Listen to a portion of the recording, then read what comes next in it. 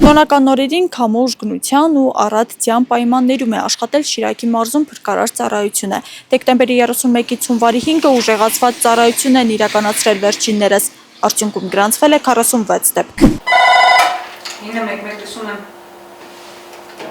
Հայաստանի Հանրապետության ներքին գործերի նախարարության փրկարար ծառայության Շիրակի մարզային փրկարարական վարչության ճգնաժամային կառավարման կենտրոնի պետ Էդվարդ Սարոյանը նշում է, որ տոնական հերթապահությունը իր համար նորություն չէ, գրեթե 3 տասնամյակ ծառայության ընթացքում նա բազմիցս ամանորը դիմավորել է աշխատանքի վայրում։ Ես 27 տարվա ընթացքում կարելի կլինի, որ այս դեկտեմբերի 31-ին այստեղ բազում տարիներ են եղել։ Չեմ կարող հասցնել, որովհետև 27 տարի ես արդեն ծառայում եմ համակարգում, ընտանիքի անդամները սովորեն, որ շատ հնարավոր է, որ ես դեկտեմբերի 31-ին տանը չլինեմ։ Տոնական օրերին Շիրակի մարզում փրկարար ծառայության բոլոր ջոկատները աշխատել են 24-ժամյա ուժեղացված ռեժիմով, անձնակազմի եւ տեխնիկայի պակաս չի եղել, սակայն եղանակային պայմանները զգալիորեն ավելացրել են ահազանգերի թիվը։ Ծանրաբեռնվածությունը մեծ մասը ընկել է ամսու հունվարի 1-ի վրա, որովհետև այդ օրը ծնաբուկ էր եւ առատ տեղումներ։ Արկելափակված են եղել բազմաթիվ ավտոմեքենաներ, արկելափակումներից դուրս ենք բերել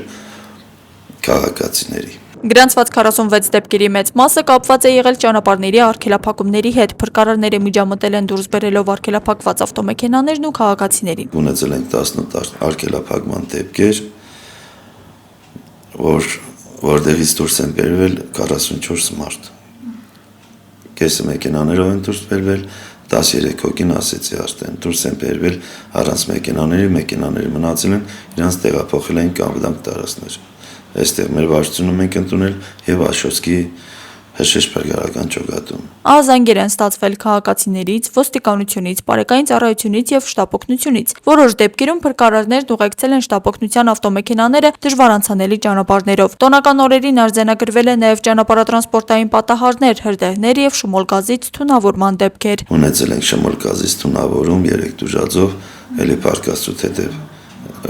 թունավորումը ծանր չի եղել։ Ունեցել ենք հրդեհի 3 ահազանգ, 3 կանչ, հրդեհի 3 դեպք, որից 2 դուժած, ելի թեթև ծխարված,